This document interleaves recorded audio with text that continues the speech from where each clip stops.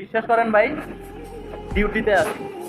আপনি যে কাজের যে চাপ, এই কাজের চাপে কোনো মানে একটু যে জিরাবো এই সুযোগ নাই। এর মাঝখানেও মাঝে মাঝে ফোনটা বের করে করে দেখি, স্কোর দেখি, একটু লাইভ খেলা দেখি। কিন্তু এই বান্দির পোলাদের খেলা দেখে শেষ পর্যন্ত মনে হয় যে এই কোম্পানির মালিকের সঙ্গে আমরা একটা অবিচার করতেছি। এটা মানে এত পাপ হচ্ছে যে কাজ ফাঁকি দিয়ে এদের খেলা দেখাটা এর চেয়ে বড় পাপ কিছু নেই।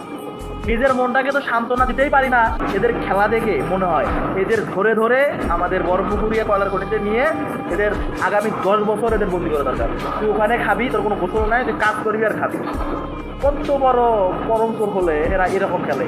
আমাদের এই যে আশা ভরসা আমাদের মানে ভাই মাঝে মাঝে ইচ্ছা করে যে এদের ধইরা এয়ারপোর্টে ধইরা একটা করে করে ইচ্ছা তারা পিটাই। উত্তর মালা দিয়ে তো কোনো কাজ হবে না, এদের ইচ্ছে তারা পিটাইতে হবে। কি বলবো ভাই বলেন, মানে মনে চায় যে আর খেলা দেখবো না, এদের খেলা দেখবো না, কিন্তু এরপরও মানে বেহায়া মনটাকে কন্ট্রোল করতে পারি না।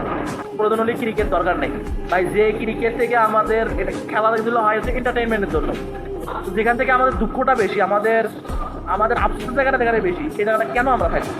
আমি যেটা আশা যে ক্রিকেটটাকে নিষিদ্ধ করা হোক, করে এদের সবাইকে কামলা কাটা হোক। আসলে অনেকে বলে যে কৃষি প্রধান দেশে ক্রিকেটের কি দরকার, আসলে কথাটা একদম খারাপ তা না, কথাটা বাস্তব।